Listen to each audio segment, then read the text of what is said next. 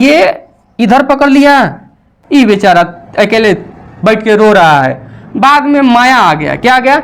माया आ गया। ये उठा, अब ये उठा, कहा रो मत, हम तुम्हारे पास आ रहे हैं। ये इसके पास आया, अब ये 4 बेचारा अकेला हो गया। हेलो फ्रेंड्स, कैसे हैं आप सभी? तो चलिए आज की क्लास में हम लोग स्टार्ट करते हैं उससे आगे। पिछले क्लासों में हमने देख लिया था भाज्य और अभाज्य, सम संख्या, विषम संख्या, सभी संख्याओं को देख लिए थे। चलिए हमारा क्या चल रहा है, तो क्लास 8 का मैथ चल रहा है। अब मैथ में कौन सा चैप्टर चल रहा है, यानी कि हम गणित लिख देते हैं। और गणित का ये फर्स्ट चैप्टर चल रहा है, जिसका क्या नाम है? परिमेय संख्या। परिमेय संख्या यानी कि रेशनल नंबर। चलिए फर्स्ट चैप्टर है हमारा, जिसमें हम कल जो था वो छूट गया था किसी कारणवश, संपूर्ण संख्या सॉरी। चलिए पहला लास्ट वाला ही था, एक संख्या था जिसे संपूर्ण संख्या हम लोग देखने ही वाले थे, तब तक कोई दिक्कत आ गया। तो चलिए संपूर्ण संख्या आज की क्लास में हम लोग खत्म करेंगे, उसके बाद संवृत्त और क्रम विनिमय सहचारी तक देखेंगे। ये संपूर्ण संख्या क्या कहता है? संपूर्ण संख्या आप ध्यान से समझेंगे, इधर देखिए। संपूर्ण संख्या कहता है कि वैसी संख्या जिसके गुणनखंडों का योग, यानी कि मान के चलो कोई संख्या है और उसका हम गुणनखंड कर दिए, और उन गुणनखंडों को अगर जोड़ेंगे तो जो संख्या है उससे दुगुना आ जाएगा। कैसे, आइए देखते हैं। सपोज कीजिए हम एक ऐसी संख्या ले रहे हैं ना, वो संपूर्ण संख्या है या नहीं है उससे कोई दिक्कत नहीं है। अब हम यहाँ पर लेके 1 4, अब इसका गुणनखंड कौन कौन सा हो जाएगा? तो 1 2 और 4। गुणनखंड कहने का मतलब क्या? जिस से ये कट सके उस सबको लिखते हैं। जैसे एक और ले लेते हैं 8 का, तो ये किससे कटेगा? 1 से, 4 से और 8 से। ठीक है, एक ले लेते हैं और 6 का ले लेते हैं। 6 का कर लेंगे तो 1 से कटेगा, 2 से कटेगा, 3 से कटेगा और 6 से कटेगा। एक और ले ले, क्या 5 भी ले लेते हैं। चलिए 5 से हमारा क्या हो जाएगा? 1 से कटेगा और 5 से कटेगा।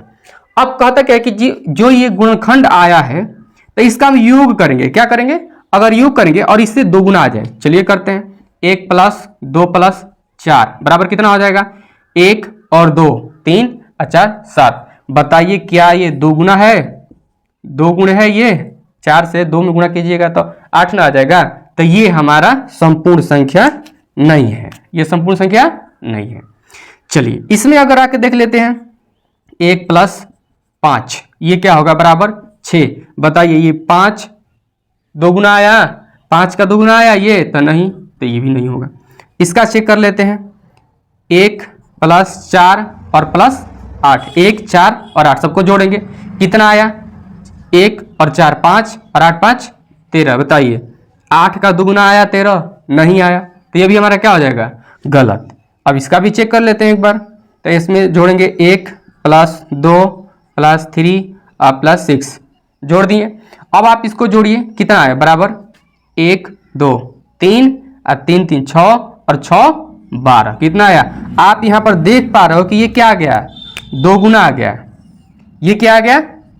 दोगुना आ गया। 6 दूना 12, यानी संख्या मान से क्या आ गया? दोगुना आ गया। तो इसको हम कहेंगे संपूर्ण संख्या। क्या कहेंगे?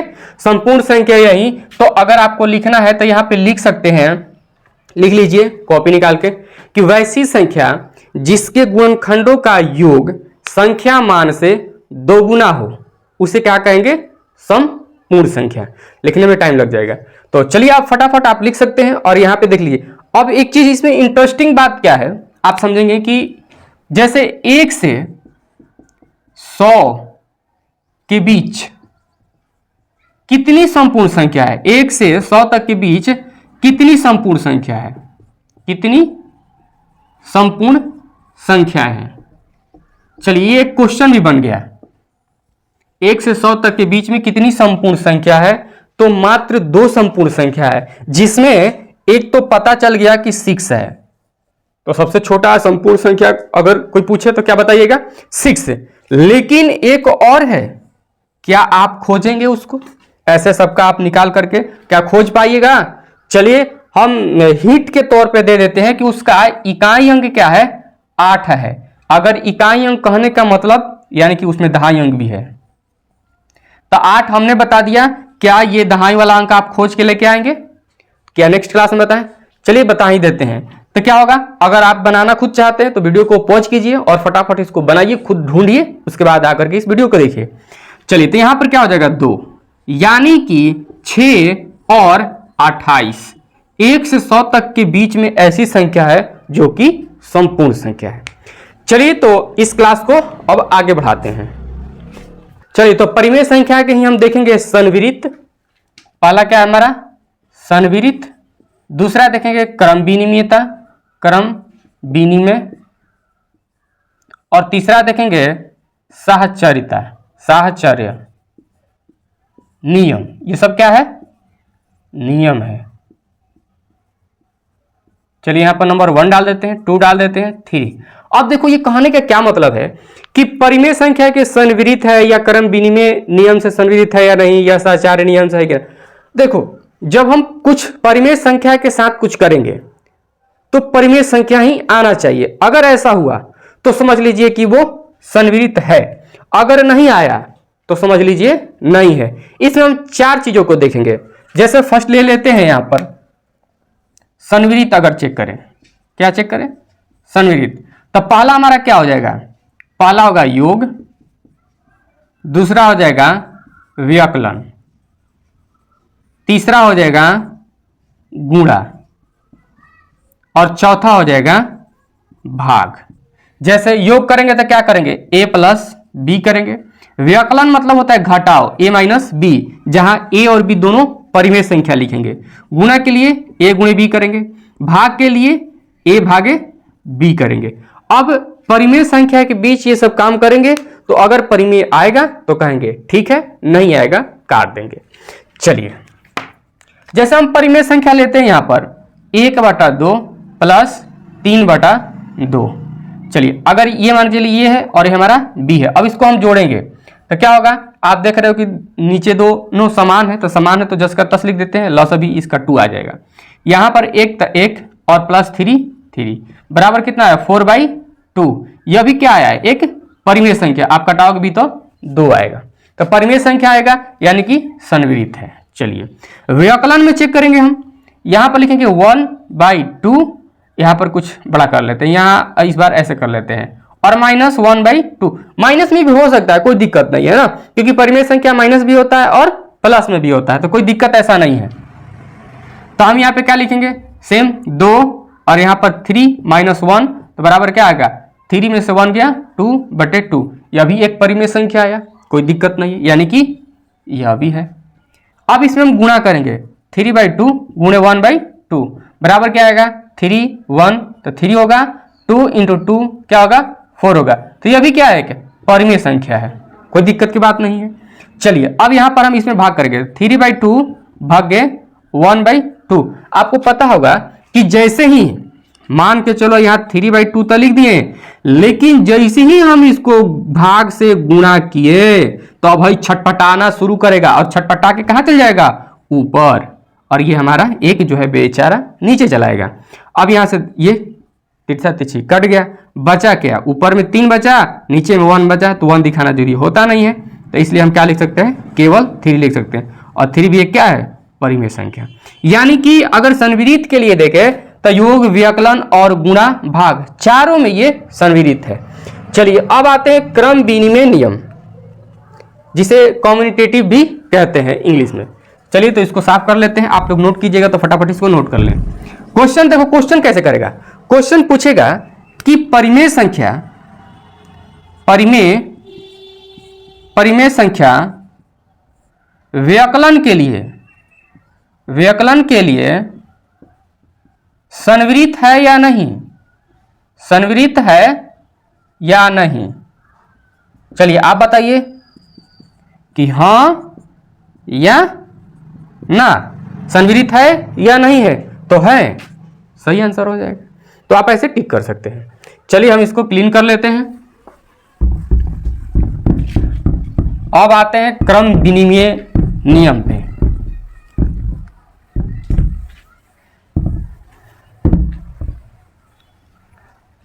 चलिए, ध्यान दीजिए, क्रम विनिमय नियम। क्रम विनिमय नियम क्या कहता है, देखिए पहले समझिए, क्रम विनिमय, क्रम माने जैसे क्रम का क्या मतलब कि जैसे 1 2 3 4 5 ये पूरे क्रम में है। विनिमय माने अदला बदली, तो क्या करेगा, 1 के जगह पे 2 आ जाएगा और 2 के जगह पे 1 चला जाएगा। 3 है तो 4 आ जाएगा 3 के जगह पे, और 3 जो है 4 के जगह पे चला जाएगा। ये हो गया क्रम विनिमय। उसके क्रम को क्या कर दिया, आदान प्रदान यानी अदला बदली कर लिया। क्या कर लिया, अदला बदली। तो वही चीज को हम देखने वाले हैं। चलिए हम यहां लिख लेते हैं क्रम विनिमय। क्रम विनिमय नियम। अब इसमें भी देखेंगे, पहला योग का, दूसरा व्यकलन, और तीसरा गुणा, और चौथा भाग। ये चारों चीज देखेंगे कि इसके लिए है या फिर नहीं है। तो योग के लिए क्या होगा, जैसे मान के चलो ए है और प्लस में बी, तो बराबर जैसी करेंगे तो इसका स्थान क्या हो जाएगा, बदल जाएगा। यानी कि देखो यहां अगर ये रेलगाड़ी है, क्या है, रेलगाड़ी है, तो चलो इसका पहिया भी बना लेते हैं, है ना। तो रेलगाड़ी में आगे कौन बैठा है, ए, और पीछे कौन बैठा है, बी। यही रेलगाड़ी अगर यहां हम लगा दें, यही रेलगाड़ी अगर यहां लगा दें, तो अब क्या कहेगा, बी कहेगा ना हम आगे बैठेंगे, क्या कहेगा, हम आगे बैठेंगे, तो बी यहां आके बैठ जाएगा, ए बेचारा चुपचाप कहां चल जाएगा, पीछे। यही हमारा क्या है, क्रम विनिमय। बात समझ में आ गया। चलिए अब व्यकलन के लिए क्या होगा, जहां जहां प्लस तहां तहां माइनस, क्योंकि व्यकलन के लिए क्या होता है, घट जाता है, बी माइनस ए। गुणा में चेक कर लेंगे, ए गुणे बी तो बी गुणे ए। अच्छा भागा में चलिए आप लोग बताओगे, हम लिखते हैं ए भागे बी बराबर, अब बताइए, आप बताइए तो क्या होगा यहाँ पर, जल्दी बोलिए, खाली देखिए मत, लेट जाते हो लेट के देखते हो, क्या हाथ से पता चलेगा, है ना, बैठ के देखिए, बैठ के। चलो बताओ यहां पे क्या होगा, बी और यहां पे भागा ए। Very good. चलो ऐसे अगर ध्यान दोगे तो एकदम स्मार्ट हो जाओगे। अब यहां पे हम चेक कर लेंगे, मान रख करके भी चेक कर लेंगे कि ऐसा हो रहा है कि नहीं हो रहा है, किसके लिए सही है किसके लिए सही नहीं है। चलिए मान के चलो हम डिजिट ले लेते हैं ना, यहां पर हम ले लेते हैं, चलिए 1/2 परिमेय संख्या के रूप ही ले लेते हैं, और यहां पे ले लेते हैं 3/2 वही वाला संख्या। अब यहां पर हमारा क्या हो जाएगा, बदल जाएगा बराबर में, पहले आ जाएगा 3/2 और प्लस 1/2। अब इसको जोड़ो तो तनी, यहां पे क्या होगा, 2 और 1 और 3, चलो 3 बराबर करेंगे तो ये हमारा क्या होगा, 2 3 + 1। अब ये आपस में जुड़ जाएगा तो क्या होगा, 4/2, और ये जुड़ेगा तो 4/2। देखो ना आपस में दोनों क्या आ गया, समान आ गया। इसका मतलब क्या हो गया, योग के लिए क्रम विनिमय नियम से परिमेय संख्या हमारा ठीक है। ठीक है, अब हम घटाव के लिए करेंगे, क्या हम इसको मिटा करके यहीं पे माइनस कर ले। चलिए तो आप लोग इसको नोट करते चलेंगे और नोट्स बनाना नहीं भूलिएगा, है ना। चलिए यहां पर हम माइनस डाल लेते हैं और यहां पर भी माइनस डाल लेते हैं। अब ये किसके लिए हम कर रहे हैं, तो व्यकलन के लिए, है ना। अब यहां पे देखिए, अब हम यहां लिख लेंगे 2 का 2 हो गया, ये हमारा 1 और -3 बराबर कर लेंगे, ये 2 का 2, ये 3 - 1 घटाइए। अब बताइए कि 1 में से 3 जाएगा नहीं, तो बड़ा में से छोटा तो चला जाएगा ना, तो -2/2, और यहाँ 3 में से 1 चला गया तो 2/2। यहाँ देखिए -1 और ये +1 क्या बराबर है, बराबर नहीं है, तो ये नहीं है। व्यकलन के लिए हमारा ये क्या है, नहीं होगा, यानी व्यकलन के लिए क्रम विनिमय नियम ठीक नहीं है। अब हम क्या चेक कर लेंगे, गुणा के लिए। चलिए यहीं पर हम गुणा के लिए चेक कर, आप फटाक से नोट कर लो, इस ऐसा टिप कर दोगे तो ये रुक जाएगा वीडियो, है ना, या स्क्रीनशॉट भी ले सकते हो। ऐसे करो, आपका मोबाइल है, 3 उंगलियां ऐसे करो और उस मोबाइल पे ऐसे कर दो, स्क्रीनशॉट हो जाएगा और आपकी गैलरी में सेव हो जाएगा। चलिए हम इसी को देख लेते हैं गुणा के लिए भी फटाक से ना। तो हमने क्या किया, गुणा, यहाँ गुणा डाल दिए और यहाँ भी गुणा डाल दिए, 3 1, 3 से 1 से गुणा करोगे तो 3 ही होगा ना, 3 और 2 से 2 4 बराबर 3 4, यानी गुणा के लिए क्या होगा, क्रम विनिमय नियम ठीक है। भाग के लिए चेक कर लिया जाए। चलिए ये तो छोटा सा था, है ना, भाग के लिए भी यहाँ पर चेक कर लिया जाए। भाग के लिए क्या होगा, यहाँ भागा दे दीजिए पहले, यहाँ भागा दे दीजिए। चलिए 1/2, अब पहले गुणा में चेंज करेंगे ना, देख रहे हो ना, जैसे गुणा में चेंज करेंगे छटपटा के ऊपर आएगा और ये हमारा नीचे, तो 3/2 गुणे 2/1। अब कटा लो, ऐसे ऐसे कट गया। ये क्या होगा 1/3 और ये देखो 3/1 आ गया। ये तो खेला गड़बड़ हो गया, क्योंकि 1/3 ये 3/1 उल्टा आ गया, यह भी एक दूसरे के बराबर नहीं है। तो हम भाग के लिए भी क्रम विनिमय नियम नहीं है, यानी कि इसमें क्या होगा, एक योग के लिए ठीक है और दूसरा गुणा के लिए ठीक है, व्यकलन के लिए नहीं और भाग के लिए भी नहीं। चलिए अब आता है साहचर्य नियम। साहचर्य नियम भी थोड़ा सा समझ लीजिए, उसके बाद हम लोग सीधे अपने चैप्टर पे चले आएंगे।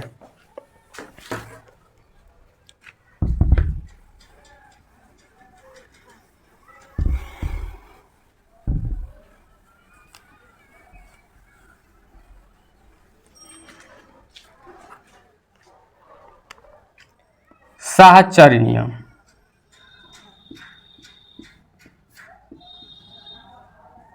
साहचर्य नियम जो है एकदम डेंजर है। धन से डेंजर क्या है कि एगो के पकड़ता है तो एगो के छोड़ देता है, छोड़ भी करता है। एगो क्या कर देता है, छोड़ देता है। जैसे देखो ना, थोड़ा सा समझ लीजिए, है ना। मान के चलो यहाँ पर क्या है 4, यहाँ पर 2। अब एगो के पकड़ेगा, एगो छोड़ेगा तो 2-3 को रहेगा तब ना पकड़ेगा छोड़ेगा। तो एक और ले लेते हैं 3, तो कम से कम इसमें तो 3 पद होता ही है, ठीक है। अब बराबर डाल देते हैं, सेम डाल लो, कोई जगह बदलने की जरूरत नहीं है। 4 + 2 + 3 ये नियम है, ठीक है। अब देखो ये इधर पकड़ लिया, कोष्ठ का क्या मतलब, धर लिया, कस के पकड़ लिया। ये बेचारा अकेले बैठ के रो रहा है, बाद में माया आ गया। क्या आ गया, माया आ गया। ये उठा, थोड़ा सा इसको रंगीन कर लेते हैं ताकि और ही चकचक लगे ना। चलिए रंगीन कर लिए, है ना। अब ये उठा, कहा रो मत, हम तुम्हारे पास आ रहे हैं। ये इसके पास आया, अब ये 4 बेचारा अकेला हो गया। तो यह है साहचर्य नियम। कौन सा नियम, साहचर्य नियम। अब देखो कहने का मतलब, इधर से 2 को पकड़ा, अब बाद में इसमें से एगो छोड़ करके इधर से पकड़ ली। अच्छा इसमें बताओ मजा किसको है, मजा बीच वाला को। मजा किसको है, बीच वाला को। तुम केनियों से धरोगे, हम तो है ये है नहीं, जैसे दुलदुलिया होता है दोनों तरफ खेल लेता है। चलिए अब हम इसमें चारों को देख ले कि साहचर्य नियम के लिए कौन कौन सही है। पहला क्या है हमारा, फटाफट बता दीजिए। तो योग, गुड। दूसरा क्या है, व्यकलन, बहुत सुंदर। तीसरा क्या है, गुणा। और चौथा क्या है, भाग। बहुत ही अच्छा, एकदम बढ़िया से मन लगा के पढ़ रहे हो। ऐसे पढ़ोगे तो एकदम गर्दा कर दोगे। चलो यहाँ पर योग के लिए क्या है, जैसे हम लेते हैं a + b + c, ठीक है, बराबर a + b + c बराबर a + b + c। ऐसे धीरे से क्या करेंगे, हेने कोष्ठ मार देंगे, इसमें हेने कोष्ठ मार देंगे। देखो ए बी घेर लिया, इधर आया तो ए बी को छोड़ करके बी सी को घेर लिया। इसमें आ जाएंगे। व्यवकलन में क्या करेंगे, जहां जहां प्लस तहां तहां माइनस, कुछ तो करना है नहीं है। a - b - c, a - b - c, हेने से इधर लो और हेने से इधर लो। गुणा के लिए भी वही कर दो, a × b × c, इधर से ये धर लो, बराबर a × b × c, इधर से ये धर लो। भाग के लिए भी कर लो, a भागे b भागे c, यानी से इधर धर लो, और a भागे b भागे c, इधर से ये धर लो। आप इसको ध्यान दीजिएगा, हल्का मत लीजिएगा, क्वेश्चन सीधा कहेगा। चलिए बताइए साहचर्य नियम के लिए, व्याकरण के लिए साहचर्य नियम सही है या नहीं है। तो आप पता तो रहेगा तब ना कि व्याकरण क्या है। चलिए इसमें हम पहला जांच लेते हैं, इधर जांच लेते हैं, इधर आपको दिखाई दे रहा होगा। तो सबसे पहले योग के लिए कर लेते हैं। योग में क्या है हमारा, कोई संख्या लेते हैं हम। चलो सेम संख्या ले लेते हैं, जैसे अब नॉर्मल सा संख्या लेते हैं ना, वो ठीक रहेगा। 4 प्लस में भाग के लिए एक भिन्न संख्या ले लेंगे ताकि कटाने में आसानी पड़े। 4 + 2 + 1, ठीक है, बराबर 4 + 2 + 1। अब इन्हें से ये घेर लो और इन्हें से ये घेर लो। चलो इसको बनाओ।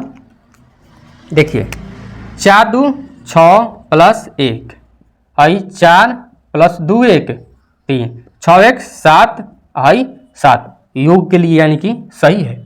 साचार नियम योग के लिए क्या है, सही है। व्यकलन के लिए देख लिया जाए तो चलिए आइए देखते हैं। आप इसको नोट कर लो थोड़ा सा, वीडियो को पॉज करके। चलिए, क्योंकि आप देख रहे हो बोर्ड इतना बड़ा है कि सब आट ही नहीं रहा है ना। हो जाएगा, बड़ा हो जाएगा, बोर्ड भी बड़ा हो जाएगा, घबराना नहीं है। देखिए अब व्याकलन के लिए शुरू हो गया। क्या हो गया, व्याकलन के लिए। तो व्याकलन में क्या होगा, 4 में से 2 गया, कितना बचेगा 2 -1। आई देखो 4 माइनस के माइनस, 2 में से 1 गया, कितना बचा 1।